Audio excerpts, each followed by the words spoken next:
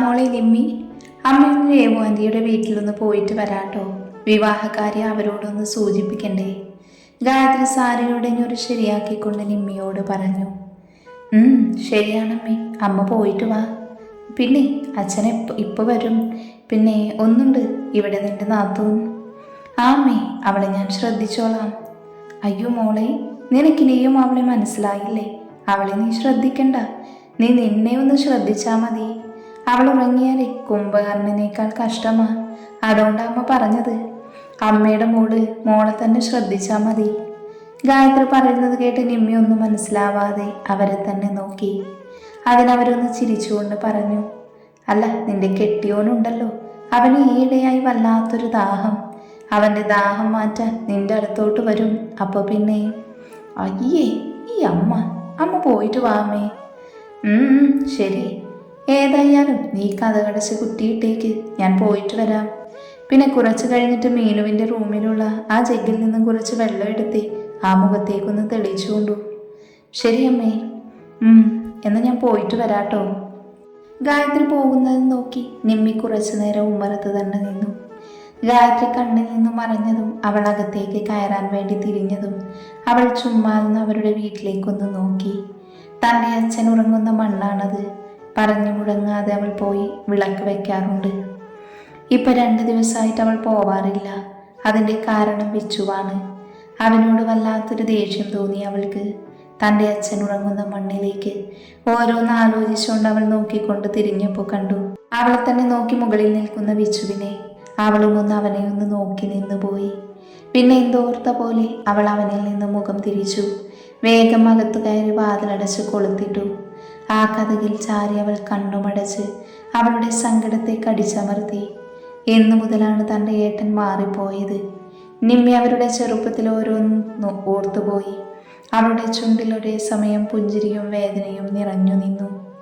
ഒരു താങ്ങിനായി തൻ്റെ അമ്മ പോലും ഇല്ലല്ലോ എന്നോർത്ത് അവളുടെ ഉള്ളം തേങ്ങി. അറിയാതെ അവളുടെ കണ്ണുകളും നിറഞ്ഞു. അവളൊരു തളർച്ചയോട് നിലത്തേക്ക് ഊർന്നിരുന്നു പോയി. അപ്പോഴാണ് പുറത്ത് കോളിംഗ് ബെല്ലടിച്ചത്. നിമ്മി കണ്ണും മുഖവും തുടച്ചുകൊണ്ട് ഒരു ചിരിമുഖത്ത് ഫിറ്റ് ചെയ്ത് വാതിലിന്റെ ലോക്ക് മാറ്റി. വാതിൽ തുറന്ന് പുറത്തു നിൽക്കുന്ന ആളെ കണ്ടപ്പോൾ നിമ്മിയുടെ മുഖത്തെ ചിരി താനെ മാഞ്ഞുപോയി. നീയോ? നീ എന്തിനാ ഇവിടെ വന്നത്? നിമ്മി ഇഷ്ടക്കേടോടെ ചോദിച്ചു. നിമ്മി മോളെ. വിച്ചുവിന് അവളോട് എന്ത് പറയണമെന്നറിയാതെ നിന്നുപോയി. മോളോ? ആരുടെ മോൾ? ദയവ് ചെയ്ത് നിങ്ങൾ ഇവിടുന്ന് പോകണം പ്ലീസ്. ഇനിയും നിങ്ങൾ എന്നെ ഉപദ്രവിക്കരുത്. നിങ്ങൾ കാരണം വർഷങ്ങളായി ഞാനും ഈ കുടുംബവും അനുഭവിക്കുന്നു. ജാനിയുടെ വിവാഹശേഷമാണ് ഈ കുടുംബം ഒന്ന് സന്തോഷിക്കുന്നത്. അതുകൊണ്ട് ഇനിയും നിങ്ങൾ എന്തെങ്കിലും ഉടായ്പുമായാണ് വന്നതെങ്കിൽ ദയവ് ചെയ്ത് ഇവിടുന്ന് പോകണം. ഞാൻ കാല് പിടിക്കാം. നിമ്മി തൊടുകൈയോട് വിച്ചുവിനോട് അപേക്ഷിച്ചു. മോളെ നിമ്മി, നീ എന്തേ ചെയ്യുന്നേ?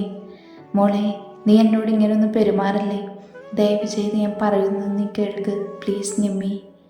എന്താ നിങ്ങൾക്ക് പറയാനുള്ളത്? ഇനിയും നിങ്ങൾ പറയുന്നത് എന്താണ് ഞാൻ കേൾക്കേണ്ടത്?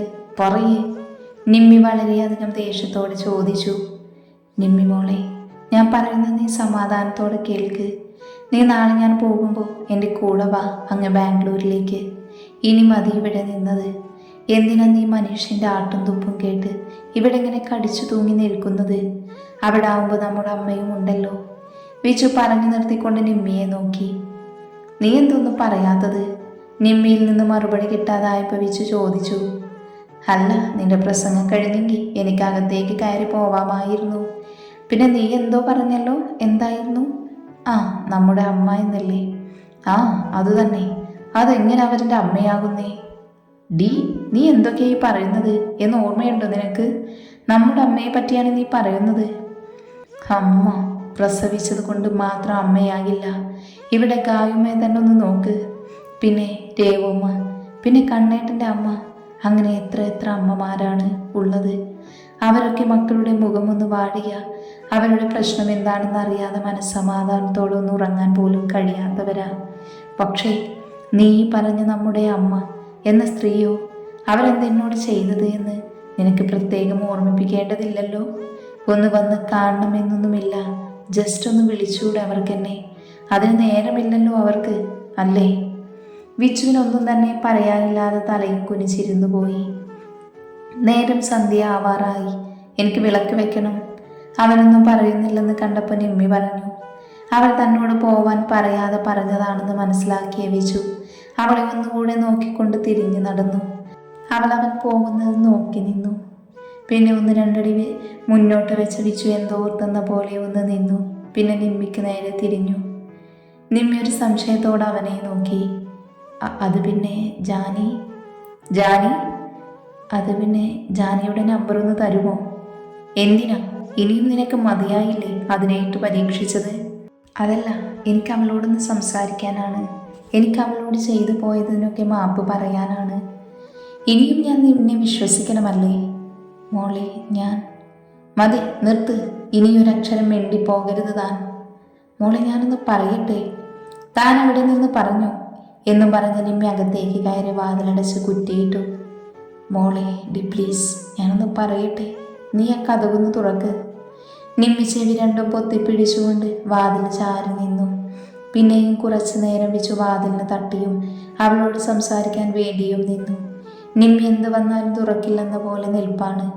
കുറച്ചു നേരം കൂടെ നിന്നപ്പോൾ കോളിംഗ് ബെൽ അടിയാൻ തുടങ്ങി. അതിൻ്റെ ശബ്ദം കേട്ട മീനു മുകളിൽ നിന്ന് ഇറങ്ങി വന്നപ്പോഴുണ്ട്. ചെവി രണ്ടും പൊത്തിപ്പിടിച്ചു വാതിലും ചാരി കണ്ണുമടച്ചു നിൽക്കുന്നു നിമ്മി. മീനുവിന് എന്തോ പന്തികേട് തോന്നി വേഗം ഇറങ്ങി നിമ്മിക്കടുത്തേക്ക് വന്നു. ഏട്ടത്തി.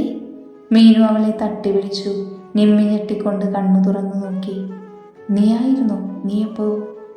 നിമ്മി മീനുവിനോടെന്തോ പറയാനായി തുടങ്ങുമ്പോഴാണ് പിന്നെയും കോളിംഗ് ബെൽ അടിച്ചത്. നിമ്മി ദേഷ്യം നിയന്ത്രിക്കാനാവാതെ മുഷ്ടി ചുരുട്ടി കണ്ണുമടച്ചു നിന്നു. എന്താ ഏട്ടത്തി? ആരാത്? വിച്ചുവേട്ടനാണോ? ഏയ്, ഒന്നുമില്ല. മോള് പോയി വിളക്കിന് തിരിവിളിച്ചോ, ഞാനിപ്പോൾ വരാം. കോളിംഗ് ബെല്ല് തുടർച്ചയായി തന്നെ അടിഞ്ഞുകൊണ്ടിരുന്നു. നിമ്മി പറയുന്നത് കേട്ട മീനു സംശയത്തോടൊന്ന് മൂളിക്കൊണ്ട് അകത്തേക്ക് പോയി. മീനു പോയെന്ന് ഉറപ്പിച്ച് നിമ്മി ആഞ്ഞൊരു ശ്വാസം വലിച്ചെടുത്തുകൊണ്ട് വാതിൽ തുറന്നു. തനിക്ക് എന്താണോ മനസ്സിലാവില്ലേ? ജാനിപ്പോൾ സന്തോഷത്തോടെ കഴിയുന്നത് കണ്ടിട്ട് തനിക്ക് സഹിക്കാനാവുന്നില്ലല്ലേ? അല്ലെങ്കിൽ പിന്നെ എന്നെയും കൊണ്ട് നീ ബാംഗ്ലൂരിൽ പോയാലാണോ? എന്താ നിനക്ക് വേണ്ടത്? നീ എന്തൊക്കെയാ നിമ്മി പറയുന്നത്? മനു നിമ്മി പറയുന്നത് കേട്ട് അന്തം വിട്ട് നിന്നുപോയി. മനുവേട്ടനാണോ? ഏട്ടനെപ്പോ വന്നു? അപ്പൊ വിച്ചു പോയോ? നിമ്മി ആദേശത്തെ കഥ തുറന്നുകൊണ്ട് മുന്നിൽ ആരാണെന്ന് നോക്കാതെയാണ് പറഞ്ഞത്. പെട്ടെന്ന് മനുവിൻ്റെ ശബ്ദം കേട്ടപ്പോൾ അവളൊന്ന് ഞെട്ടിപ്പോയി. വിച്ചു, അവനവിടെ വന്നിരുന്നു. അമ്മ ഇവിടെ ഇല്ലെന്ന് രേവു അമ്മ മെസ്സേജ് അയച്ച പ്രകാരം വീട്ടിലേക്ക് വന്നതാണ് ഞാൻ. അപ്പോഴാണ് വാതിൽ തടഞ്ഞ് കിടക്കുന്നത് കണ്ടത്. ഉമ്മറത്താണെങ്കിൽ ലൈറ്റും ഇട്ടിട്ടില്ല. ഇനി എങ്ങാനും രണ്ടും കൂടി ഉറങ്ങിപ്പോയി കാണുമോ എന്ന് കരുതിയിട്ടാണ് ബെല്ലടിച്ചതിനു മേലടിച്ചത്. വന്നിരുന്നു. ആദ്യമൊന്നും അവൾ പറയാൻ മടിച്ചില്ലെങ്കിലും പിന്നെ പറയാൻ വയ്യതിൻ്റെ ദേഷ്യം താൻ കുറെ കാലം അനുഭവിച്ചതല്ലേ. ഇനിയും വയ്യ. അതുകൊണ്ട് അവൾ അമ്മ പോയത് മുതൽ ഇപ്പം മനു വന്നത് വരെയുള്ള കാര്യങ്ങൾ പറഞ്ഞു കൊടുത്തു. നിമ്മി പറയുന്നതൊക്കെ കേട്ട് മനു ഒന്നും മിണ്ടാതെ അകത്തേക്ക് കയറിപ്പോയി. പോകുന്ന പോക്കിൽ വിളക്ക് കൊണ്ടുവരുന്ന മീനുവിനെ കാണാത്തതുപോലെ ഗൗരവത്തോടെ അകത്തേക്ക് കയറിപ്പോയി. ഇങ്ങേർക്കിതെന്തു പറ്റി എന്നും കരുതി തിരിഞ്ഞപ്പോഴുണ്ട് അവൻ്റെ ബാക്കിൽ തന്നെ നിമ്മിയും പോകുന്ന പോക്കിൽ താനിപ്പോൾ വരാമെന്ന് നിമ്മി മീനുവിനോട് കണ്ണു കാണിച്ചുകൊണ്ട് പറഞ്ഞു. നിമ്മിയുടെ മുഖത്ത് നല്ല ടെൻഷൻ ഉണ്ടായിരുന്നു. അത് നോക്കി മീനു വിളക്കും കൊണ്ട് ഉമ്മറത്തേക്ക് നടന്നു. നേരത്തെ ഡ്രൈവിന് ശേഷം ഇന്ദ്രൻ കൂട്ടരും ബീച്ചിലെത്തി. അതുവരെയും വെറുതെ പോലും ജാനി ഇന്ദ്രനെ നോക്കിയില്ല. ഇന്ദ്രനാണ് ഇടയ്ക്കിടയ്ക്ക് അവളെ തന്നെ നോക്കുകയും ചെയ്യുന്നുണ്ടായിരുന്നു. ആ നോട്ടം മനസ്സിലാകുമ്പോൾ ജാനിയുടെ നെഞ്ചകം വല്ലാതെ മെടിക്കാൻ തുടങ്ങും. അവനെ താൻ എങ്ങനെ ഫേസ് ചെയ്യുമെന്നൊരു ചിന്തയാണ് അവൾക്ക്. അമ്മുവാണ് കോ ഡ്രൈവിംഗ് സീറ്റിലിരിക്കുന്നത്. തൊട്ട് പിറകിൽ ജാനിയും, അടുത്തായി തന്നെ മനുവും ദിനുവുമുണ്ട്. കുറച്ചധികം എല്ലാവരും ബഹളം തന്നെയായിരുന്നു. കുറച്ചധികം തന്നെ പോരാനുണ്ട് ഇവരുടെ നാട്ടിൽ നിന്നും ബീച്ചിലേക്ക്. അങ്ങനെ അവർ ബീച്ചിലെത്തി. ഇന്ദ്രൻ കാർ സൈഡാക്കി വരാമെന്ന് പറഞ്ഞു പോയി. അത്യാവശ്യം തിരക്കുണ്ടായിരുന്നു ബീച്ചിൽ. ദിനമുണ്ടെങ്കിൽ ഞങ്ങൾ മുന്നിൽ നടക്കുമെന്ന് പറഞ്ഞുകൊണ്ട് അവർ നടന്നു. ജാനിയും അമ്മുവും ഇന്ദ്രനെ കാത്ത് അവിടെ തന്നെ നിന്നു. കുറച്ചു നേരം അവിടെ തന്നെ നിന്നു ഇന്ദ്രനെ കാത്ത്. അമ്മു ജാനിയെ തന്നെ നോക്കുകയായിരുന്നു. പെണ്ണിന് എന്തൊക്കെയോ മാറ്റം. പറയുന്നതിലൊന്നുമല്ല ശ്രദ്ധ. വേറെ ഏതോ ലോകത്താണ്. ഇന്ന് വണ്ടിയിൽ ഇരുന്നപ്പോഴും അതെ. അല്ലെങ്കിൽ ഒരു ഗ്യാപ്പ് കിട്ടുകയാണെങ്കിൽ കണ്ണേട്ടൻ്റെ മുഖത്തൊന്നും കണ്ണെടുക്കാത്ത ടീമാണ്. ഇന്നവൾ അറിയാതെ പോലും കണ്ണേട്ടനെ നോക്കിയിട്ടില്ല. കണ്ണേട്ടനാണെങ്കിൽ ഇടയ്ക്കിടയ്ക്ക് ജാനിയെ നോക്കുന്നുണ്ട്. കണ്ണേട്ടൻ നോക്കുന്നു എന്ന് മനസ്സിലാകുമ്പോൾ പെണ്ണിന് വല്ലാത്തൊരു പരവേശമാണ്. Something fishy. ഇവർക്കിടയിൽ എന്തോ ഒന്ന് സംഭവിച്ചിട്ടുണ്ട്. എന്തോ ആലോചിച്ചുകൊണ്ടിരിക്കുന്ന ജാനിയെ നോക്കി അമ്മു മനസ്സിലായി പറഞ്ഞു. പോവാം. പെട്ടെന്ന് ഇന്ദ്രൻ വന്ന് പറഞ്ഞപ്പോൾ രണ്ടുപേരും ഞെട്ടിക്കൊണ്ട് തിരിഞ്ഞു നോക്കി. പക്ഷേ ഇന്ദ്രനാൽ വേറെ ഇങ്ങോട്ടോ നോക്കി ജാനി അമ്മുവിനെയും മറഞ്ഞു നിൽപ്പാണ്. ജാനിയും അമ്മുവും കാര്യമെന്തെന്നറിയാതെ മുഖത്തോട് മുഖം നോക്കി നിൽപ്പാണ്. ഇന്ദ്രൻ നോക്കുന്നിടത്തേക്ക് നോക്കിയപ്പോൾ കണ്ടു മാനത്തേക്ക് നോക്കി പരസ്പരം എന്തൊക്കെയോ പറയുന്ന കുറച്ച് ചെറുപ്പക്കാരെ. അവർക്ക് കാര്യം മനസ്സിലായി. ദേവേട്ട, കണ്ണേട്ട, വാ പോവാം, ജാനിയും അമ്മുവും ഒരുമിച്ച് പറഞ്ഞു. അവരെ ഒന്ന് കൂർപ്പിച്ച് നോക്കിക്കൊണ്ട് ജാനിയെ അമ്മുവിനെയും കൂട്ടി ഇന്ദ്രൻ അവിടെ നിന്നും പോയിരുന്നു. നിമ്മി മനുവിൻ്റെ പിറകെ തന്നെ വെച്ചു പിടിച്ചു. ഇനി എന്താവുമെന്നറിയാതെ അവൾ ആകെ ഉഴറി. അവൾക്കറിയാവുന്ന ദൈവങ്ങളെയെല്ലാം വിളിച്ച് പ്രാർത്ഥിച്ചു. പാവം, ഇനിയും അവർക്ക് താങ്ങില്ലായിരുന്നു മനുവിൻ്റെ അവഗണന. അവൾ രണ്ടും കൽപ്പിച്ചുകൊണ്ട് മനുവിൻ്റെ റൂമിലേക്ക് കയറി. പക്ഷെ റൂമിൽ മനു ഇല്ലായിരുന്നു. അവൾ ഒന്നുകൂടെ റൂം ഒട്ടാകെ ഒന്ന് നോക്കിക്കൊണ്ട് തിരിഞ്ഞു നടക്കാനായി ഒരുങ്ങിയതും ആ റൂമിൻ്റെ വാതിലടഞ്ഞിരുന്നു. മനുവേട്ടൻ? അതെ, മനുവേട്ടനാണ്. വാതിൽ കുറ്റിയിട്ടുകൊണ്ട് അവളിലേക്ക് അടുത്തു. അതിനനുസരിച്ച് അവൾ പിറകിലേക്ക് പോയിക്കൊണ്ടിരുന്നു. എന്താ ഭാര്യ, താൻ ബേക്കോട്ട് പോയിക്കൊണ്ടിരിക്കുന്നേ? നീ എന്നെ അന്വേഷിച്ചല്ലേ വന്നത്, എന്നിട്ടെന്താ ബേക്കോട്ട് പോകുന്നത്? അവളിലേക്ക് അടുത്തുകൊണ്ട് അവൻ ചോദിച്ചു. പക്ഷെ നിമ്മിയാകെ വണ്ടറടിച്ച് നിൽക്കുവാണ്. കാരണം കുറച്ചു മുന്നേ താഴെ കണ്ട മനുവല്ല ഇപ്പൊ തൻ്റെ മുന്നിലുള്ളത്. അപ്പ കണ്ട മനുവിൻ്റെ കണ്ണിൽ നിർവചിക്കാനാവാത്തൊരു ഭാവമായിരുന്നുവെങ്കിൽ ഇപ്പൊ കണ്ണിൽ തികച്ചും കുറുമ്പ് കുസൃതിയുമാണ്. നിമ്മി ഒന്നും പറയാനാവാതെ പിറകിലേക്ക് നടന്ന് ചുവരിൽ പോയി ഇടിച്ചു നിന്നു. മനു അവൾക്ക് കുറുകെ കൈവച്ചുകൊണ്ട് ചുവരിൽ താങ്ങി നിന്നു. അവൾ അവനെ നോക്കാനാവാതെ തല താഴ്ത്തി നിന്നു. അത് കണ്ടു മനു ചൂണ്ട് വിരലിനാൽ അവളുടെ താടി പിടിച്ചുയർത്തി. എന്തു പറ്റി? ഇപ്പം എന്നോടൊന്ന് പറയാനില്ലേ എൻ്റെ പെണ്ണിന്? ഒരു മന്ത്രം പോലെ അവൻ അവളോട് ചോദിച്ചു. അതിനു മറുപടിയായി അവളില്ല എന്ന് തലനക്കുകയും മാത്രം ചെയ്തു. അതെന്താ എൻ്റെ പെണ്ണിനൊന്നും എന്നോട് ചോദിക്കാനില്ലാത്തത്? അവളിലേക്ക് ഒന്നുകൂടെ അമർന്നുകൊണ്ട് അവൻ ചോദിച്ചു. ഇപ്പം അവർ ഒരു ഇഞ്ച് വ്യത്യാസത്തിലാണ് നിൽക്കുന്നത്. നിമ്മിയാവട്ടെ ശ്വാസം പോലും എടുക്കാനാവാതെ നിന്നു. ഇങ്ങനെ ശ്വാസം പിടിച്ചു നിന്നാലേ നമുക്ക് ജനിക്കാൻ പോകുന്ന 5 കുഞ്ഞുങ്ങൾക്ക് അമ്മയില്ലാതെയായി പോകുമല്ലോ. നീ ശ്വാസം വിടുമുന്ന. അവളുടെ ശരീരത്തിലേക്ക് ഒന്നുകൂടെ അമർന്നുകൊണ്ട് അവൻ പറഞ്ഞു. പക്ഷെ അവൻ തന്നിലേക്ക് അമർന്നതറിയാതെ അവൻ വിളിച്ച പൊന്നാന്നുള്ള വിളിയുടെ ആഘാതത്തിൽ കണ്ണും വിഴിച്ച് നിൽക്കുവാണ് കക്ഷി. എന്തേ ഇങ്ങനെ നോക്കണേ എൻ്റെ പൊന്ന്? അവളുടെ നിൽപ്പ് കണ്ട മനു ചോദിച്ചു. അവൾ ഒന്നുമില്ല എന്ന പോലെ തലയാട്ടി. അവളുടെ വായിലെ വെള്ളമൊക്കെ വറ്റി വരണ്ടു പോയിരുന്നു. എന്നോട് ദേഷ്യമുണ്ട് എൻ്റെ പൊന്നിന്. ചുമരിൽ കുത്തി അവൻ്റെ കൈയെടുത്ത് അവൻ അവളുടെ അരയിൽ വെച്ചു. എന്നിട്ട് അവളുടെ മാറിലേക്ക് ചാഞ്ഞുകൊണ്ട് ചോദിച്ചു. അവളിൽ നിന്ന് മറുപടിയൊന്നും കിട്ടാഞ്ഞിട്ട് അവൻ തലമുക്കി നോക്കി. ആ ഉണ്ടക്കണ്ണും വായും തുറന്ന് പിടിച്ച് അന്താളിച്ച് നിൽക്കുവാണ്. അത് കണ്ടവന് ചിരി വന്നു. ഇങ്ങനെ ഒരു പെണ്ണ് എന്ന് പറഞ്ഞ് അവൾ ഇട്ടിരുന്ന ടോപ്പിൻ്റെ മുകൾ ഭാഗം ഒന്ന് താഴ്ത്തി മാറിലെ മാംസതളമായ ഭാഗത്തൊരു കടി വെച്ചു കൊടുത്തു. നിമ്മി ഞെട്ടിക്കൊണ്ട് അവനെ തള്ളി മാറ്റി. പെട്ടെന്നുള്ള പ്രവൃത്തി ആയതുകൊണ്ട് തന്നെ അവനൊന്ന് ബാക്കോട്ട് പോയി. അതിലവളിലുള്ള പിടുത്തവും വിട്ടിരുന്നു.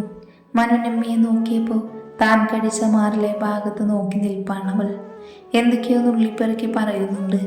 പിന്നെന്തോ ആലോചിച്ച് നെട്ടി തന്നെ നോക്കുന്നതും കണ്ടു അവൻ. എന്നവൻ പുരികം പൊക്കി ചോദിച്ചപ്പോൾ തനിക്ക് നേരെ വിരൽ ചൂണ്ടി എന്തോ പറയാൻ വന്നതും പിന്നെ എന്തോ ആലോചിച്ച് തലയൊന്ന് കുടയുന്നതും പിന്നെയും 1-2 തവണ കൂടി അങ്ങനെ ചെയ്യുന്നതും കൂടി കണ്ടപ്പോൾ സത്യത്തിൽ മനുവിന് ചിരി വരുന്നുണ്ടായിരുന്നു. പക്ഷേ ചിരിച്ചു പോയാൽ പിന്നെ വരാനിരിക്കുന്ന ഞങ്ങളുടെ കല്യാണത്തിന് വരനുണ്ടാവില്ല എന്ന് ആലോചിച്ചപ്പോൾ പിന്നെ വന്ന ചിരിയെ കടിച്ചു മുറിച്ച് വയറ്റിലേക്ക് തന്നെ ഇട്ടു. എന്താ നിമ്മി? അവളിലേക്ക് ഒന്നുകൂടെ അടുത്തുകൊണ്ട് മനു ചോദിച്ചു. നിങ്ങളെന്താ വിളിച്ചത്?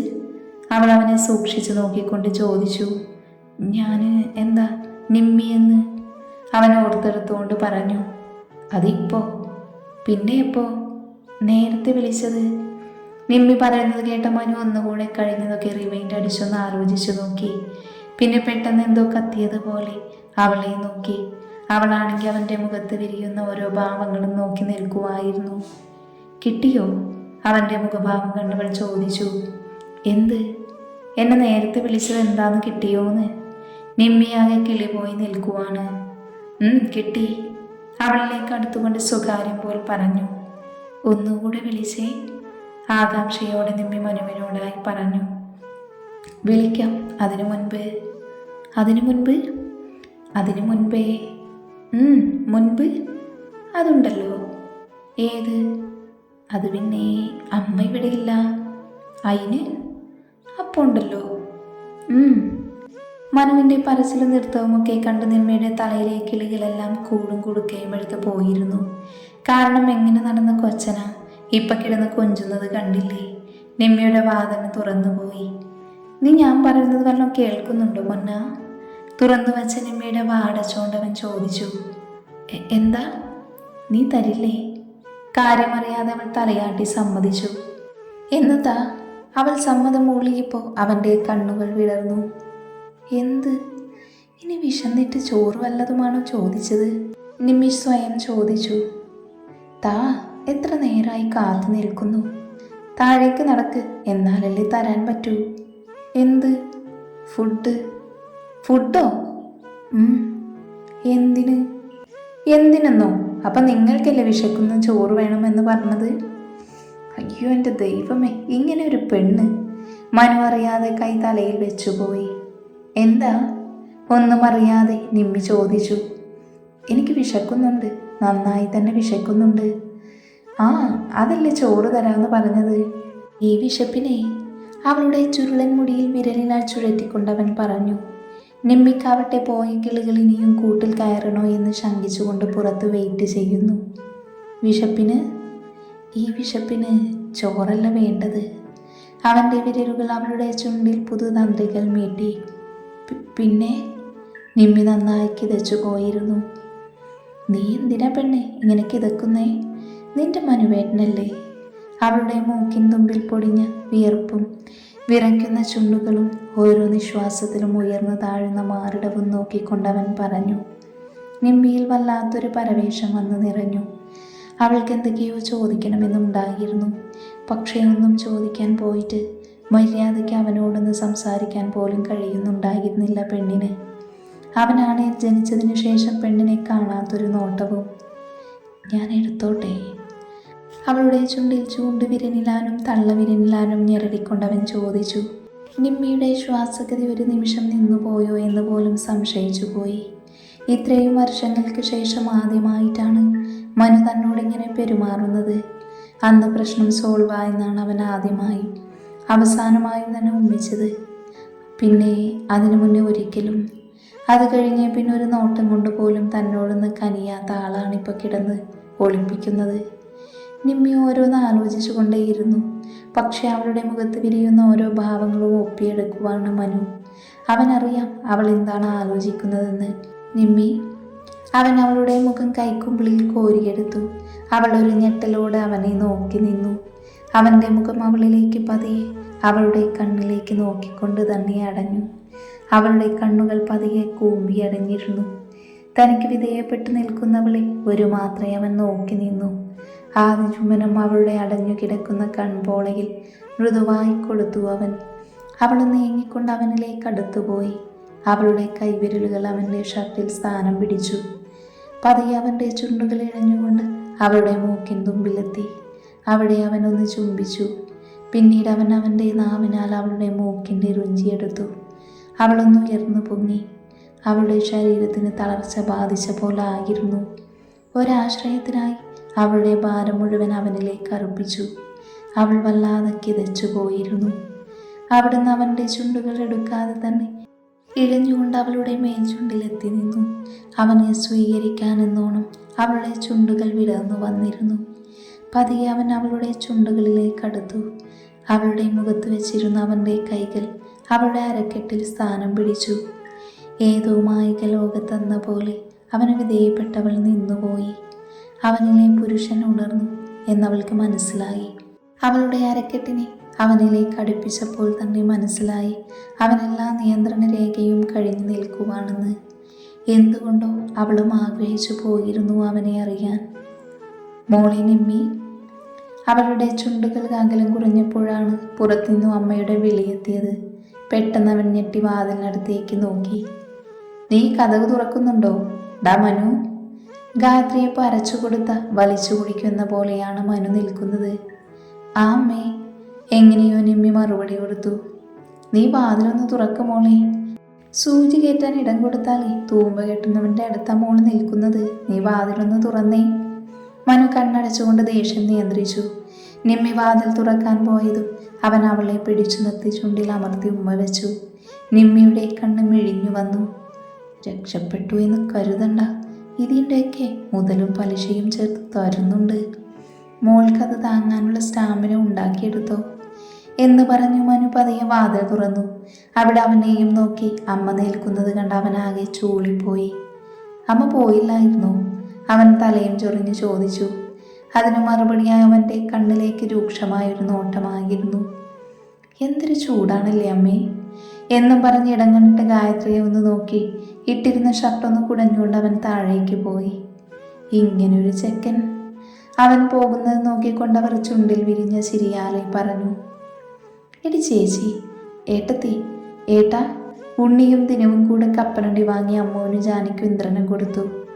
ഡാ മണ്ണുണ്ണി, ഞാൻ എത്ര പ്രാവശ്യം നിന്നോട് പറഞ്ഞിട്ടുണ്ട് എന്നെ എടി ചേച്ചി എന്ന് വിളിക്കരുതെന്ന്.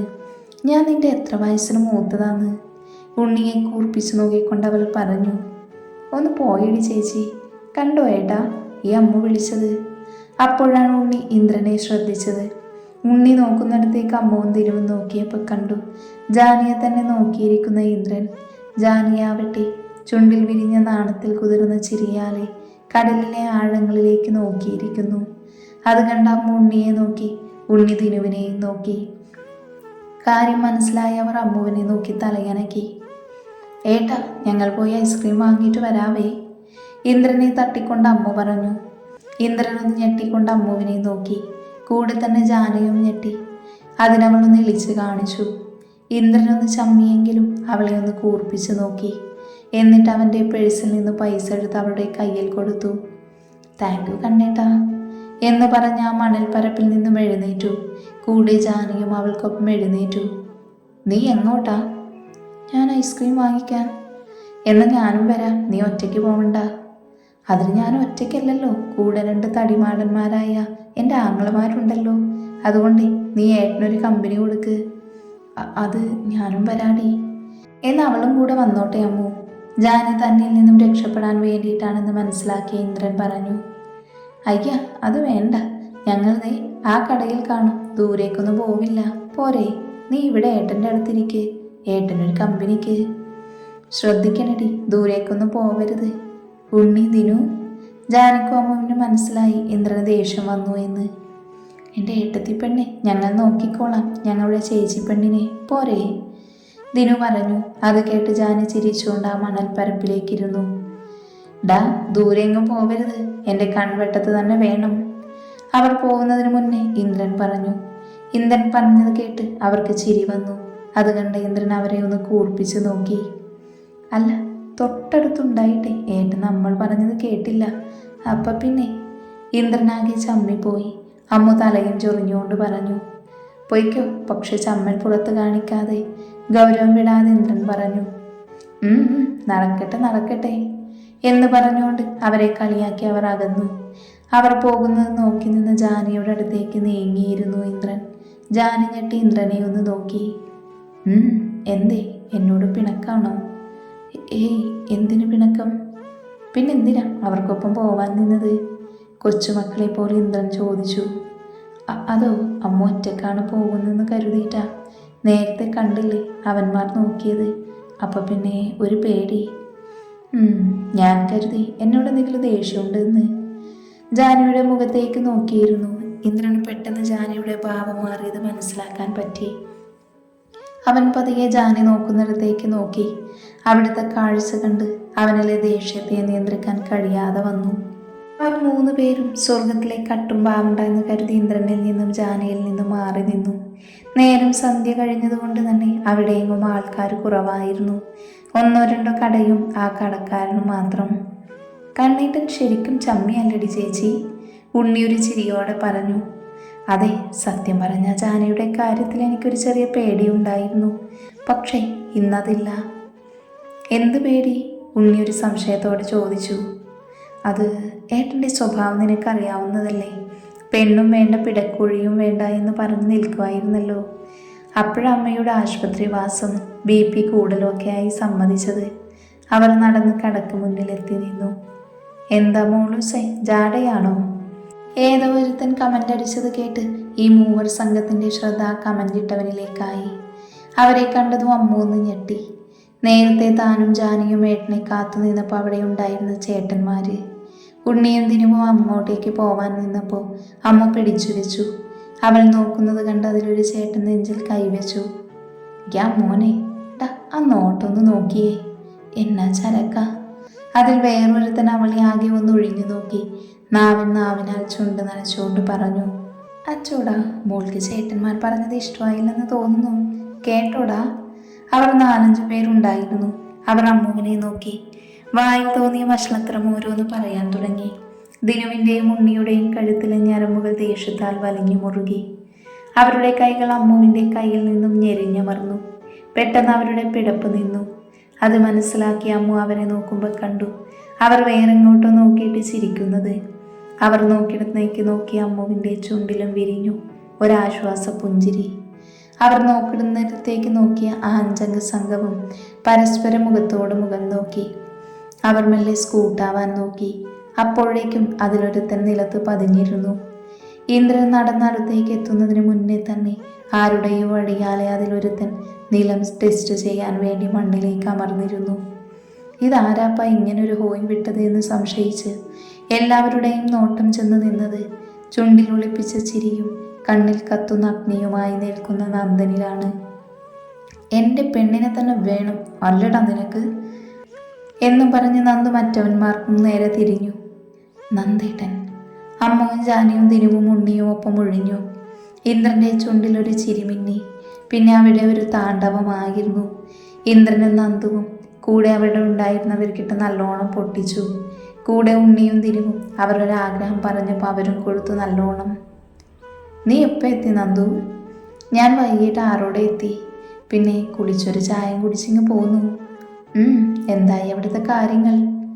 എന്താവാൻ, അവരവിടെ സംസാരിക്കട്ടെ, നമുക്ക് കുറച്ചു നേരം സംസാരിക്കാം. ഇവരിപ്പോൾ ഉള്ളത് ബീച്ചിൽ തന്നെയാണ്. നേരത്തെ അടിപിടി കേസിൽ പോലീസ് വന്ന് അവന്മാരെ കൊണ്ടുപോയി. അത് കഴിഞ്ഞിട്ട് ഉണ്ണിക്കിട്ടും ദിനവിട്ടും നല്ലോണം കേട്ടു, നന്ദുവിൽ നിന്നും ഇന്ദ്രനിൽ നിന്നും. കാരണം ആരെങ്കിലും എന്തെങ്കിലും പറയുന്നത് കേട്ടാ അതും കേട്ട് മിണ്ടാതിരിക്കരുത്, പ്രതികരിക്കേണ്ടടുത്ത് പ്രതികരിക്കണം എന്നൊക്കെ പറഞ്ഞ്. അതിനിടയിൽ ഉണ്ണിക്കിട്ടൊരു കിഴക്കും കൊടുത്തു. അത് കണ്ട് ചിരിച്ച അമ്മുവിനെ അവർ 2 പേരും കൂടെ പഞ്ഞിക്കിട്ടു. അമ്മുവാണ് നന്ദൻ എന്നൊരാൾ അവിടെ ഇല്ല എന്ന പോലെയാണ് അവളുടെ പെരുമാറ്റം. ആ പിണക്കം എന്തിനാണ് നല്ലത് അറിയാവുന്നത് കൊണ്ട് തന്നെ നന്ദുവിൽ അത് വിഷമമുണ്ടാക്കിയതുമില്ല. ജാനിയാണെങ്കിൽ ഇവരുടെ കളിയൊക്കെ കണ്ട് വയറും പൊത്തി ചിരിയോട് ചിരി. മറ്റ് ഫ്രണ്ട്സ് മൂവി ശ്രീനിവാസൻ ചിരിക്കുന്നത് പോലെ. ഇത് കണ്ട് അമ്മുവും ദിനുവും ഉണ്ണിയും പരസ്പരം നോക്കിയിട്ട് ജാനിക്ക് നേരെ തിരിഞ്ഞു. പിന്നെ അവർ തമ്മിലായി. അത് പിന്നെ നിന്നത് അമ്മുവും ജാനിയും കൂടെ വെള്ളത്തിൽ വീണപ്പോഴാണ്. അത് കണ്ട് ചിരിച്ച ഉണ്ണിയും ദിനുവും പിടിച്ച് വെള്ളത്തിലിട്ടു. പിന്നെ അവിടെ ചെറിയ കുഞ്ഞുങ്ങളെ തോൽപ്പിക്കും വിധം കളിയായിരുന്നു. ഇതൊക്കെ കണ്ട ഒരു ചിരിയോടെ അവിടെ മണൽ തട്ടിലിരുന്ന് നന്ദുവും ഇന്ദ്രനും അവർ പരസ്പരം സംസാരിക്കുന്നുണ്ട് എങ്കിൽ കൂടി അവരുടെ കണ്ണുകൾ അവരുടെ പ്രിയതമയിലായിരുന്നു. അവരുടെ കുറുമ്പും കുസൃതിയും അവർ ശരിക്കും ആസ്വദിച്ചു. പിന്നെയും കുറെ കളിച്ചതിന് ശേഷമാണ് ഇന്ദ്രൻ വഴക്ക് പറഞ്ഞ് കയറ്റിയത്. അങ്ങനെ അമ്മുവും ജാനയും തലയൊക്കെ തുടച്ച് അവർ കൊണ്ടുവന്നിരുന്ന ടവലെടുത്ത് പുതച്ചുകൊണ്ട് മണ്ണിലിരുന്നു. വെള്ളത്തിൽ കളി മുൻകൂട്ടി കണ്ടിരുന്ന ദിനുവും ഉണ്ണിയും എക്സ്ട്രാ ഒരു ഡ്രസ്സ് കൂടെ കരുതിയത് കൊണ്ട് അവർ ആ ഡ്രസ്സ് മാറി അവർക്കൊപ്പം ഇരുന്നു. ജാനിയും അമ്മുവും നന്നായി വിറയ്ക്കുന്നുണ്ടായിരുന്നു. അത് കണ്ട നന്ദുവും ഇന്ദ്രനും അവരുടെ പാതിക്കടുത്തിരുന്ന് അവരുടെ ചൂട് പകർന്നു. ആദ്യം നാണം തോന്നിയെങ്കിലും 2 പേരും പിന്നീട് അവരുടെ നെഞ്ചിലേക്ക് പൂച്ചക്കുഞ്ഞിനെ പോലെ അമർന്നു. അത് കണ്ടൊരു ചിരിയോടെ തൻ്റെ മൊബൈൽ ക്യാമറയിൽ ആ രംഗം പകർത്തി ഉണ്ണി. നിങ്ങളിനി എങ്ങോട്ടാ? അത് വീട്ടിലേക്ക്. ഏത് വീട്ടിലേക്ക്? നന്ദനത്തിലേക്കാണോ? നന്ദനം നന്ദുവിൻ്റെയും ദിനുവിൻ്റെയും വീട്ടുപേരാണ്. അല്ലേട്ടാ, മാണിക്യശ്ശേരിയിലേക്കാ. അവിടെ അമ്മയോട് പറഞ്ഞ് നാളെ പോവാമെന്ന് കരുതി. അത് നന്നായി, അല്ലെങ്കിൽ അമ്മയ്ക്കും കുൽസുമ്മയ്ക്കും അതൊരു വിഷമാവും. എന്തായാലും എൻ്റെ 2 പെങ്ങന്മാരുടെ കാര്യത്തിൽ ഞാൻ സന്തോഷവാനാണ്. പിന്നെയും അവരെല്ലാവരും ഒരുപാട് സംസാരിച്ചു. പിന്നെ അമ്മുവും ജാനിയും ഉണ്ണിയും ദിനുവും ഒക്കെ ഉറങ്ങി തൂങ്ങുന്നത് കണ്ടവർ തിരികെ വീട്ടിലേക്ക് തിരിച്ചു. പോകുന്ന വഴിക്ക് അവർ ഫുഡ് കഴിച്ചു. അമ്മയ്ക്കും ഉമ്മയ്ക്കും ഉള്ളത് അവർ പാർസൽ വാങ്ങി. വീട്ടിലെത്തിയപ്പോഴേക്കും അമ്മുവും ജാനയും ഉറങ്ങിയിരുന്നു. ഇവർ വന്നതറിഞ്ഞ ഭാഗ്യവും കുൽസവും ഉമ്മറത്തേക്ക് വന്നു. ദിനുവും ഉണ്ണിയും പാതി ഉറക്കത്തിൽ കാറിൽ നിന്നും ഇറങ്ങി ആരെയും നോക്കാതെ അകത്തേക്ക് കയറിപ്പോയി. അത് കണ്ടൊരു ചിരിയോടെ ബാക്കിയുള്ളവർ നോക്കി നിന്നു. ഇന്ദ്രൻ അവർക്ക് വാങ്ങിയ പാഴ്സൽ അമ്മയുടെ കയ്യിൽ കൊടുത്തു. അപ്പോഴേക്കും നന്ദൻ ഉറങ്ങിക്കിടക്കുന്ന അമ്മൂസിനെ എടുത്തുകൊണ്ട് അകത്തേക്ക് പോയി. പോകുന്ന പോക്കിൽ അമ്മയോടും ഉമ്മയോടും വിശേഷങ്ങളൊക്കെ നാളെ പറയാമെന്ന് പറഞ്ഞു പോയി. ജാനയെ വിളിച്ചുണർത്താൻ നിന്ന ഇന്ദ്രനെ കണ്ട് ഭാഗ്യ ചൂടായി. ആ ഉറങ്ങിക്കിടക്കുന്ന കൊച്ചിനെ വിളിച്ചുണർത്താതെ അതിനെടുത്തുകൊണ്ട് പോയി കിടത്താൻ നോക്ക് കണ്ണ. അത് കേൾക്കേണ്ട താമസം ഇന്ദ്രൻ ജാനയെ എടുത്ത് കാർ ലോക്ക് ചെയ്ത് അകത്തേക്ക് കയറി. രോഗി ഇച്ഛിച്ചതും വൈദ്യർ കലപ്പിച്ചതും പാല്. അവൻ പോകുന്നത് നോക്കി കുൽസു പറഞ്ഞത് കേട്ട് ഇന്ദ്രൻ ചമ്മി അവരെ നോക്കി എളിച്ചു കൊടുത്തു. നിന്ന് ചമ്മണ്ട, അതിനെ താഴെ ഇടാതെ പോയി കിടത്താൻ നോക്ക്. അവൻ നിന്ന് താളം ചവിട്ടുന്നത് കണ്ടുവന്ന ചിരി അടക്കി നിർത്തിക്കൊണ്ട് ഭാഗ്യ പറഞ്ഞു. ഇനി അധികം നിന്ന് ചമ്മണ്ട എന്ന് കരുതി ഇന്ദ്രൻ വേഗം പോയി. അത് കണ്ട് മനസ്സ് നിറഞ്ഞ സന്തോഷത്തോടെ നിന്ന് ഭാഗ്യവും കുൽസുവും. ഈശ്വര, എൻ്റെ മക്കളുടെ ഈ സന്തോഷം നീ എന്നും നിലനിർത്തി കൊടുക്കണേ. അൽഹംദുലില്ലാ പടച്ചോനെ, എൻ്റെ കുട്ടികളുടെ ഈ സന്തോഷം എന്നും നിലനിർത്തി കൊടുക്കണേ. കുൽസുവും ഭാഗ്യവും മനസ്സറിഞ്ഞ് പ്രാർത്ഥിച്ചു. റൂമിലെത്തിയ നന്ദു അമ്മൂനെയും കൊണ്ട് പോയത് ബാത്റൂമിലേക്കായിരുന്നു. അമ്മു, മോളെ, നീ ഡ്രസ്സൊന്ന് മാറിക്കേ, അപ്പടി മണ്ണാണ്. അമ്മ നന്ദു പല വിധത്തിലും വിളിച്ചുണർത്താൻ നോക്കിയിട്ടും അവളെ ഉണർത്താനായില്ല. പിന്നെ നന്ദു റൂമിലേക്ക് വന്ന് അവളെ ബെഡിൽ കിടത്തി. പിന്നെ അവൻ രണ്ടും കൽപ്പിച്ച് അവളുടെ ഡ്രസ്സ് മാറ്റാൻ തീരുമാനിച്ചു. ഇന്ദ്രൻ ജാനുവുമായി റൂമിലെത്തി അവളെ ബെഡിൽ കിടത്തി. എടി കള്ളിപ്പൂച്ചേ, മതിയടി കള്ള ഉറക്കം ഉറങ്ങിയത്. ഇന്ദ്രൻ പതിയെ അവളുടെ കാതിൽ മൊഴിഞ്ഞു. അത് കേട്ട ജാനി നാവ് കടിച്ച് കണ്ണുകൾ ഇറുക്കെ ചിമ്മിക്കിടന്നു. അവളുടെ കളി കണ്ട ഇന്ദ്രൻ ഒരു ചിരിയോടെ അവളെ നോക്കി ഫ്രഷ് ആവാൻ പോയി. അവൻ പോയെന്ന് ഉറപ്പായതും ജാനി മെല്ലെ എഴുന്നേറ്റിരുന്നു. എൻ്റെ ഈശ്വര, ദേവേട്ടൻ എങ്ങനെ അറിഞ്ഞു ഞാൻ കള്ളയുറക്കമാണെന്ന്? അതേത് കണ്ണുപൊട്ടന് മനസ്സിലാവും? ഇന്ദ്രൻ ബാത്റൂമിൽ നിന്നും വിളിച്ചു പറഞ്ഞു. അപ്പോഴാണ് അവൾക്ക് മനസ്സിലായത് തൻ്റെ ആത്മകഥം കുറച്ചുറക്കെയായിരുന്നു എന്ന്. അവൾ സ്വയം ഒന്ന് തലക്ക് കൊട്ടി. വണ്ടി നിന്നപ്പോൾ തന്നെ ജാനി ഉണർന്നിരുന്നു. പക്ഷെ നന്ദു അമ്മൂനെ എടുത്തു കൊണ്ടുപോകുന്നത് കണ്ട് എന്തോ ഒരു ഉൾപ്രേരണയെ കണ്ണ് ചിമ്മി കിടന്നു. അമ്മയും ഉമ്മയും ഉണ്ട് എന്നറിഞ്ഞ ജാനി കണ്ണു തുറക്കാൻ ആഞ്ഞപ്പോഴാണ് ഇന്ദ്രൻ അവളെ ഉണർത്താൻ വന്നതും അമ്മയുടെ വഴക്ക് കേട്ടതും. കണ്ണു തുറന്നപ്പോൾ തന്നെ നടക്കുകയും ചെയ്തു. അത് ഇന്ദ്രൻ കാണുകയും ചെയ്തു. കഴിഞ്ഞത് ആലോചിച്ച് രണ്ടുപേരുടെയും ചുണ്ടിൽ നിറഞ്ഞ പുഞ്ചിരി വിരിഞ്ഞു. ഇന്ദ്രൻ കുളി കഴിഞ്ഞിറങ്ങിയപ്പോൾ കാണുന്നത് ചുണ്ടിൽ വിരിഞ്ഞ ചിരിയാലെ ബെഡിൽ കാലിന് മുഖം വെച്ച് ആലോചിച്ചിരിക്കുന്ന ജാനിയെയാണ്. തൻ്റെ ചെവിയിൽ ഒരു ചുടുനിശ്വാസം അറിഞ്ഞ ജാനി ഞെട്ടി തിരിഞ്ഞു നോക്കിയപ്പോൾ തന്നെ തൊട്ടില്ല എന്ന പോലെ നിൽക്കുന്ന ഇന്ദ്രനെയാണ് കണ്ടത്. ദേവേട്ടൻ എപ്പോൾ വന്നു? അവൾ ബെഡിൽ നിന്നും ചാടിപ്പിഴഞ്ഞെഴുന്നേറ്റുകൊണ്ട് ചോദിച്ചു. ഞാൻ വന്നിട്ടേ കൊല്ലം കുറച്ചായില്ല പെണ്ണേ. അവളുടെ പരിഭ്രമം കണ്ട് ചുണ്ടിൽ ഒളിപ്പിച്ചൊരു ചിരിയോട് അവൻ മറുപടി കൊടുത്തു. ആണല്ലേ, എന്നാ ഞാനങ്ങോട്ട്. ജാനു വേഗം ഇന്ദ്രനെ നോക്കാതെ ബാത്റൂമിലേക്ക് നടന്നു. ഇന്നിവിടെ വല്ലതും നടക്കും. ജാനു പോകുന്നത് കണ്ട് ഇന്ദ്രൻ മനസ്സിൽ പറഞ്ഞു. ബാത്റൂമിൽ കയറി ജാനു വല്ലാത്തൊരവസ്ഥയിലായിരുന്നു. ഇന്ന് ആരെയാണ് അവ കണി കണ്ടത്? ജാനി മേൽപോട്ട് നോക്കി ആരോടുന്നില്ലാതെ പറഞ്ഞു. കുളിയൊക്കെ കഴിഞ്ഞ് തലതുകൊളുത്താൻ നോക്കുമ്പോഴാണ് കുട്ടിക്ക് ഓർമ്മ വന്നത് താൻ തോർത്തോ ഡ്രസ്സൊന്നും എടുത്തില്ല എന്ന്. ദേ കിടക്കുന്നു ചട്ടിയും കലവും. ജാനിയാകെ ഫ്യൂസ് പോയ ബൾബ് പോലെയായി. അവർ രണ്ടു കാലം നിലത്താഞ്ഞു ചവിട്ടി ചെറിയ കുട്ടികളെ പോലെ പരിഭ്രമിച്ചു. എന്തിനാ ഈശ്വര ഇങ്ങനെ നാറ്റിക്കുന്നത്? എനിക്കിന്ന് രാവിലെ മുതലേ കണ്ടകശനിയാ. കണ്ടകശനി കൊണ്ടേ പോവൂ എന്നാ. ഇനി അതും ആലോചിച്ച് തല പുണ്ണാക്കേണ്ട, ആ തലയൊന്ന് തോർത്ത്. ബാത്റൂമിൽ പുറത്തു നിന്നും ഇന്ദ്രൻ പറയുന്നത് കേട്ട് ജാനി തലയിൽ കൈവച്ചു പോയി. ഇങ്ങേർക്ക് എന്താ പാമ്പിൻ്റെ ചെവിയാണോ എന്ന് പോലും പാവം ആലോചിച്ചു പോയി. അവൾ പയ്യെ ഡോറിൻ്റെ സൈഡിലേക്ക് നിന്നുകൊണ്ട് ഡോറ് തുറന്ന് തോർത്തിനായി പുറത്തേക്ക് കൈ നീട്ടി. അത് കണ്ടൊരു ചിരിയോടെ ഇന്ദ്രൻ അവളുടെ കയ്യിലേക്ക് ഒരു ടവൽ വെച്ചു കൊടുത്തു. അവൾ തോർത്ത് വേഗം വലിച്ചു വാങ്ങി ഡോറടച്ചു. കണ്ണടച്ചുകൊണ്ട് നെഞ്ചിൽ കൈവച്ച് ശ്വാസം ആഞ്ഞൊന്ന് വലിച്ചു. ഇന്ന് വൈകുന്നേരം ആരോ പറയുന്നത് കേട്ടിരുന്നു, എൻ്റെ ദേവേട്ടനെ എല്ലാ അർത്ഥത്തിലും സ്വന്തമാക്കണമെന്നോ ഇനിയും കാത്തിരിക്കാൻ വയ്യ എന്നൊക്കെ. ഇന്ദ്രൻ വൈകിട്ട് ജാനു പറഞ്ഞത് ഓരോന്ന് എണ്ണി എണ്ണി പറയാൻ തുടങ്ങി. കൂടെ തന്നെ അവൾക്ക് മാറാനുള്ള ഡ്രസ്സ് എടുക്കാൻ അലമാരയുടെ അടുത്തേക്ക് പോയി. അവൾക്ക് വേണ്ട ഡ്രസ്സ് എടുത്ത് തിരിഞ്ഞ ഇന്ദ്രൻ അവൻ്റെ തൊട്ട് പിറകെ തന്നെ ജാനിയെ കണ്ട് ഞെട്ടി. ആ ഞെട്ടൽ അവസാനിക്കും മുന്നേ അവനെടുത്തതും ഞെട്ടി. ഇപ്രാവശ്യം ഞെട്ടുക മാത്രമല്ല, അവളെ അടിമുതൽ മുടിവരെയും നോക്കി ശരിക്കും ഞെട്ടി പണ്ടാറുമടങ്ങി. അവൻ്റെ കണ്ണുകളിലെ കുറുമ്പ് മാറി. അവിടെ വേറെന്തോ ഒരു ഭാവമായി. അവൻ്റെ തൊണ്ടയെല്ലാം വറ്റി വരണ്ടു. അവൻ്റെ ഹൃദയം അനിയന്ത്രിതമായി മിടിക്കാൻ തുടങ്ങി. ആകെ മൊത്തം ടോട്ടൽ പറയുകയാണെങ്കിൽ നമ്മുടെ ജഗദീഷ് ഏട്ടൻ പറഞ്ഞതുപോലെ ഇന്ദ്രനാകെ വിജൃംഭിച്ചു പോയി. ജാനകിയാകട്ടെ അവൻ്റെ ഭാവമാറ്റമൊക്കെ കണ്ട് ചുണ്ടിൽ വിരിഞ്ഞ വശ്യമായ ആരെയും മയക്കുന്ന ചിരിയോടെ അവനിലേക്കടുത്തു. ഇതേ സമയം നന്ദുവും അമ്മുവും. നന്ദു അമ്മൂനെ ഒന്ന് നോക്കി. തലയ്ക്ക് മുകളിൽ കൈവച്ച് കിടക്കുന്ന അമ്മുവിൻ്റെ സാരിയുടെ തലപ്പ് അവളുടെ ഷോളിൽ നിന്നും അഴിഞ്ഞു വീണിരുന്നു. അമ്മുവിനെ തന്നെ നോക്കി നിന്ന നന്ദുവിൻ്റെ കണ്ണിൽ അമ്മുവിനോടുള്ള അടങ്ങാത്ത പ്രണയം തങ്ങി നിന്നു. ആ പ്രണയത്തിൽ കാമവും ഉണ്ടായിരുന്നു. സ്വന്തം പ്രോപ്പർട്ടിയെന്ന് തന്നെ ഇങ്ങനെ നോക്കി കണ്ണു വയ്ക്കാതെ എണീറ്റ് പോ മനുഷ്യ. അമ്മു അങ്ങനെ തന്നെ കിടന്നുകൊണ്ട് പറഞ്ഞു. അവളുടെ പറച്ചിൽ കേട്ട് അവൻ ആദ്യം ഒന്ന് ഞെട്ടിയെങ്കിലും പിന്നീട് അവൻ്റെ ചുണ്ടിൽ പുഞ്ചിരി വിരിഞ്ഞു. അവൾക്ക് തന്നോടൊരു ദേഷ്യവുമില്ല എന്ന് മനസ്സിലായി. ആ സന്തോഷത്തിൽ അവൻ അവളുടെ ചുണ്ടിൽ മൃദുവായി ചുംബിച്ചു. അതറിഞ്ഞ അമ്മു തൻ്റെ നെറ്റിയിൽ വെച്ച കൈയെടുത്ത് നന്ദുവിനെ ഒന്ന് നോക്കി. എടി കള്ളിപ്പാറു, കള്ളയുറക്കുറങ്ങിയതാണല്ലേ? അവളുടെ മൂക്കിൽ പിടിച്ചു വലിച്ചുകൊണ്ട് അവൻ പറഞ്ഞത് കേട്ട് അവളൊന്ന് പുഞ്ചിരിച്ചുകൊണ്ട് എഴുന്നേറ്റിരുന്നു. അപ്പം അവളുടെ മാറിൽ നിന്നും ബാക്കി വന്ന സാരി ഇഴഞ്ഞു നീങ്ങി. ഇപ്പം അവളുടെ മാറിടം അവൻ്റെ മുന്നിൽ അനാവൃതമായിരുന്നു. പക്ഷെ അമ്മത് ശ്രദ്ധിച്ചില്ല എങ്കിലും അത് തന്നെ ശ്രദ്ധിച്ചുകൊണ്ട് നിന്ന നന്ദുവിൽ വല്ലാത്തൊരു പരവേശം നിറഞ്ഞു. അവൻ്റെ കണ്ണ് അവളുടെ മാറിൽ ആ കറുത്ത മറുകിൽ തന്നെ ഉറച്ചു നിന്നു. അത് കണ്ടുകൊണ്ട് തന്നെ അവൾ പറഞ്ഞതൊന്നും അവൻ കേട്ടതുമില്ല.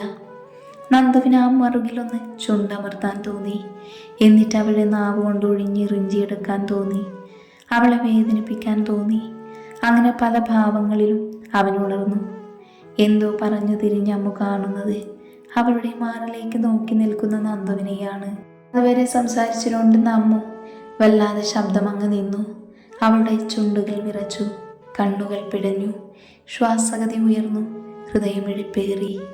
അതുവരെ അവൻ അത്രയും വർഷം അവൻ അവോയ്ഡ് ചെയ്തതിനെ പറ്റിയും അത് കഴിഞ്ഞ് ഇന്ദ്രൻ്റെ കല്യാണം കഴിഞ്ഞ് പിറ്റേന്ന് ജാനിയെ ഇന്ദ്രൻ തന്നെ കെട്ടിയ സന്തോഷത്തിൽ നന്ദുവിൻ്റെ കമളിൽ അമർത്തി ഉമ്മ വെച്ചതും അത് കഴിഞ്ഞ് അവൻ്റെ കിളി വറുത്തിയുള്ള നടപ്പും പിന്നീട് തന്നെ നോക്കുന്ന കണ്ണുകളിൽ അവൻ തന്നോട് ചെയ്തതിനെ ഓർത്തുള്ള കുറ്റബോധവും ഒക്കെ കണ്ടാണ് ഞാനിപ്പോൾ നിങ്ങളോട് ക്ഷമിച്ചത് എന്നൊക്കെ പറഞ്ഞ് കത്തിക്കയറുമ്പോഴാണ് അവൻ്റെ നോട്ടം കണ്ടത്.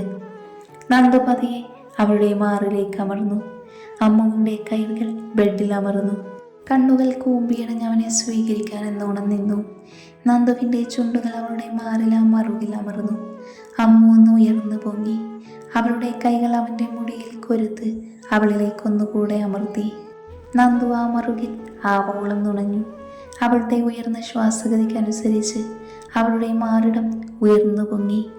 അവൻ അവളെ ഒന്നുകൂടെ അവനിലേക്ക് അമർത്തി പിടിച്ചു.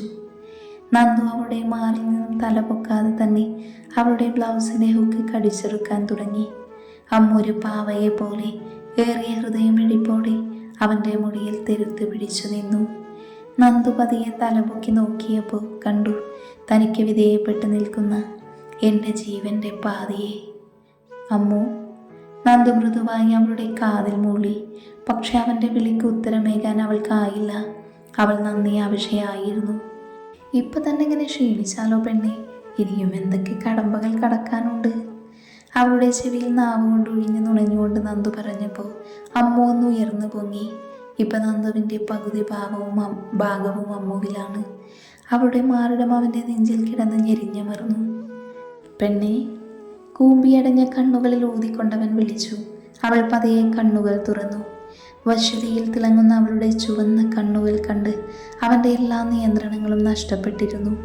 കടിഞ്ഞാൻ പൊട്ടിയ കുതിരയെ പോലെ ആയിരുന്നു അവനപ്പോൾ. അവളുടെ നോട്ടം താങ്ങാനാവാതെ അവൻ അവളുടെ വിടർന്ന കുണ്ട കണ്ണുകളിൽ അമർത്തി ഉമ്മ വെച്ചു. അമ്മൂസേ, സ്വന്തം ആക്കിക്കോട്ടെ ഞാൻ എൻ്റെ പെണ്ണിനെ. അവൻ എങ്ങനെയോ പറഞ്ഞു. അവൻ നന്നായി കിതക്കുന്നുണ്ടായിരുന്നു. അഴിഞ്ഞുലഞ്ഞ സാരിയും പാറിപ്പരന്ന മുടിയിഴകളും വിയർപ്പിനാൽ കുതിർന്ന അവളുടെ സീമന്തരേഖയും വശ്യതയിൽ തിളങ്ങുന്ന ചുവന്ന കണ്ണുകളും തൻ്റെ നോട്ടത്തിൽ ചുവന്നു തുടുത്ത മുഖവും വിറകൊള്ളുന്ന ചോര ചുണ്ടുകളും ഭൂമിനീരിറക്കാൻ പാടുപെടുന്ന തൊണ്ടക്കുഴിയിൽ വിയർപ്പ് തുള്ളികൾ നിറഞ്ഞു നിന്നതുമൊക്കെ കണ്ട് നന്ദുവിന് അവളെ കടിച്ചു തിന്നാൻ തോന്നുന്നുണ്ടായിരുന്നു. അവളുടെ നാണത്തിൽ കുതിർന്ന ചിരി കണ്ട് മൗനം സമ്മതമാക്കി നന്ദു അവളെ കയ്യിൽ കോരിയെടുത്തത് കൊണ്ട് ബാത്റൂം ലക്ഷ്യമാക്കി നടന്നു. അവളുടെ പകുതി അഴിഞ്ഞ ബ്ലൗസിൻ്റെ ഉള്ളിൽ അവളുടെ മാറിടം അനാവൃതമായിരുന്നു. അവളുടെ പൊക്കിൽ ചുഴിയ വിയർപ്പ് തുള്ളികൾ വന്നു നിന്നു. അത് കണ്ട് നന്ദുവിന് സഹിക്കവയ്യാതെ അവളെ ഒന്നുയർത്തി ആ പൊക്കിൽ ചുഴി നാവിനാൽ കറക്കിയെടുത്തു. അവളുടെ കണ്ണുകൾ മേലോട്ട് മറിഞ്ഞു.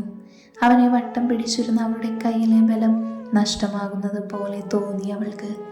അവളൊന്നുയർന്നു പൊങ്ങി ബാക്കിലേക്ക് വളഞ്ഞുപോയി. അവൻ്റെ നാവിനാൽ ഏൽക്കുന്ന മാന്ത്രികതയിൽ അവളാകെ വെട്ടി വിയർത്തു. അവളുടെ കാലുകൾക്കിടയിൽ വല്ലാത്തൊരു തരിപ്പ് പോലെ തോന്നി. അടിവയറിൽ നിന്നും എന്തോ ഒന്ന് ഉരുണ്ട് കയറുന്നത് പോലെ തോന്നി അവൾക്ക്. അവളിലെ ബലം നഷ്ടപ്പെട്ടിരുന്നു. അപ്പോഴും നന്ദു നാവിനാൽ അവളുടെ പൊക്കിൽ ചുഴിയുടെ ആഴം അളക്കുമായിരുന്നു. മതിയേട്ട, ഒരു കാറ്റ് പോലെ അവൾ മന്ത്രിച്ചു. ഇനിയും കാത്തിരിക്കാൻ കഴിയില്ല പൊന്നെ. കിതച്ചുകൊണ്ടവൻ അത്രയും പറഞ്ഞ് അവളെ ഷവറിൻ്റെ ചുവട്ടിൽ നിർത്തി വെള്ളം തുറന്നിട്ടു. അവൻ അവൾക്ക് പിറകിൽ തന്നെ നിന്നുകൊണ്ട് അവളെ തന്നിലേക്ക് അമർത്തി വട്ടം പിടിച്ചു. അവൻ പതിയെ അവളുടെ അഴിഞ്ഞുലഞ്ഞ ബാക്കി സാരിയും ബ്ലൗസും കൂടെ അഴിച്ചു മാറ്റി. അവൾ പൊടുന്നനെ തിരിഞ്ഞു നിന്ന് അവൻ്റെ നെഞ്ചിലേക്ക് അമർന്നു. രണ്ടുപേരെയും നനച്ചുകൊണ്ട് ഷവറിൽ നിന്നും അവളുടെ ദേഹത്തേക്ക് വെള്ളം പതിഞ്ഞു. നന്ദു അവളുടെ മുഖം തൻ്റെ ചൂണ്ടു വിരലിനാൽ ഉയർത്തി. കണ്ണുകൾ ഇറുക്കി അടച്ചു നിന്ന് അവളെ കണ്ടവനൊന്ന് പുഞ്ചിരിച്ചു. കുങ്കുമത്താൽ അവൻ്റെ ആരോഗ്യത്തിന് വേണ്ടി ചുമപ്പിച്ച അവളുടെ സീമന്തരേഖയിൽ അവൻ്റെ ചുവന്ന ചുണ്ടുകൾ പതിപ്പിച്ചു. പിന്നെ ആ ചുണ്ടുകൾ അവളുടെ വിരിഞ്ഞ നെറ്റിത്തടത്തിലേക്കായി. അവിടെയും അവൻ്റെ സ്നേഹമുദ്രണം ചാർത്തി. പിന്നെ രണ്ട് കൺപോളകളിലും മൂക്കിൻ തുമ്പിലും അവളുടെ ഉണ്ട കവിളുകളിലും ചുംബിച്ചുണർത്തി. പിന്നെ അവൻ്റെ അനക്കമൊന്നും അറിയാഞ്ഞിട്ട് അമ്മ പയ്യെ ഒന്ന് കണ്ണു തുറന്നു. ആ സമയം തന്നെ അവളുടെ കണ്ണിലേക്ക് നോക്കി. അവൻ്റെ ചുണ്ടുകൾ അതിൻ്റെ ഇണയെ ചേർത്തിരുന്നു. തുറന്ന അതുപോലെ തന്നെ അവളുടെ കണ്ണുകൾ കൂമ്പിയടഞ്ഞു. അതുപോലെ തന്നെ അവൻ്റെ കണ്ണുകളും അവളുടെ ചുണ്ടിൻ്റെ മാസ്മരികതയിൽ കൂമ്പിയടഞ്ഞു. തിരിച്ചവളും ചുംബിക്കാൻ തുടങ്ങിയപ്പോൾ അവനിൽ നിന്നും അവളിൽ നിന്നും പലതരത്തിലുള്ള ശബ്ദങ്ങൾ ഉയർന്നു വന്നു. നന്ദുവിൻ്റെ കൈകൾ അമ്മുവിൻ്റെ അരക്കെട്ടിൽ പിടിച്ച് അവനിലേക്ക് അമർത്തിക്കൊണ്ടേയിരുന്നു. അമ്മുവിൻ്റെ കൈകൾ അവൻ്റെ പുറത്തൂടെ ലക്ഷ്യസ്ഥാനമില്ലാതെ അലഞ്ഞു. അവളുടെ കാലുകൾ അകന്നു. അവൾ കൂടുതൽ അവനിലേക്ക് അമർന്നു. ശ്വാസം വിലങ്ങുമെന്നായപ്പോൾ രണ്ടാളും ഉയർന്നു വന്ന കിതപ്പോടെ അകന്നു മാറി. അമ്മു നന്ദുവിൻ്റെ നെഞ്ചിലേക്ക് അമർന്നു. കുറച്ചു നേരം അവരങ്ങനെ തന്നെ നിന്നു. പിന്നീട് അമ്മു നന്ദുവിനെ തല ഉയർത്തി നോക്കി. ആ സമയം തന്നെ നന്ദു അവളെയും നോക്കി. അമ്മു ഒന്ന് ഉയർന്നു പൊങ്ങി നന്ദുവിൻ്റെ ചുണ്ടിൽ അമർത്തി ഉമ്മ വെച്ചു.